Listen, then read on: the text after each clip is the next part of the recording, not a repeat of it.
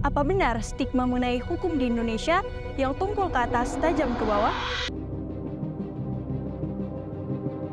Berdasarkan data dari Kementerian Pemberdayaan Perempuan dan Perlindungan Anak, tercatat sebanyak 14.157 kasus kekerasan di Indonesia mulai dari bulan Januari sampai Juli 2023. Permasalahan krusial yang menghantarkan kepada tindakan kriminal dikarenakan kurangnya pemahaman dan kesadaran akan hukum. Hukum dan keadilan seharusnya berjalan berdampingan. Namun, karena adanya penyalahgunaan wewenang dari beberapa oknum penegak hukum, sehingga menghambat pengimplementasian hukum yang berkeadilan. Jika saya, Elzra Pangaribuan, Dapil Sulawesi Utara, terpilih sebagai legislator, apa yang akan saya lakukan untuk memenuhi hukum yang berkeadilan?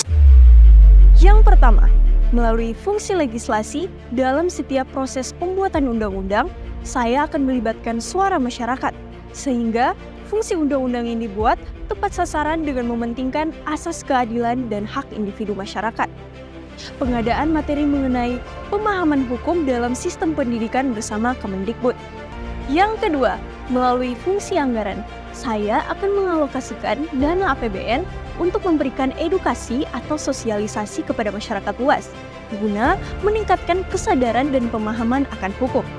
Saya juga akan menganggarkan dana untuk meningkatkan sumber daya manusia dalam lembaga penegak hukum itu sendiri, serta dengan meningkatkan akses keadilan, yaitu dengan pengadaan fasilitas dan sarana di daerah terpelosok, dan juga memberikan pendampingan hukum dalam menempuh proses pengadilan. Yang ketiga, melalui fungsi pengawasan, saya akan mengawasi proses penegakan hukum di Indonesia dilakukan secara transparan dan berdasarkan asas keadilan. Saya juga akan mengajukan sebuah program bernama TAHU, Taat Hukum, yang dimana generasi muda sebagai pendobrak, penggerak, dan penyambung lidah rakyat.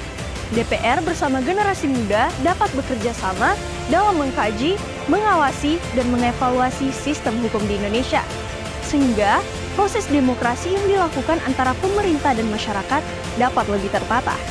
Generasi muda adalah ujung tombak masa depan Indonesia. Generasi muda juga berperan penting sebagai penggerak masyarakat.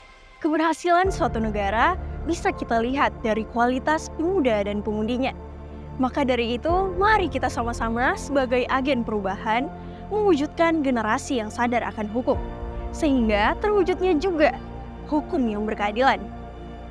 Remaja, kenal hukum, tata aturan, masyarakat aman.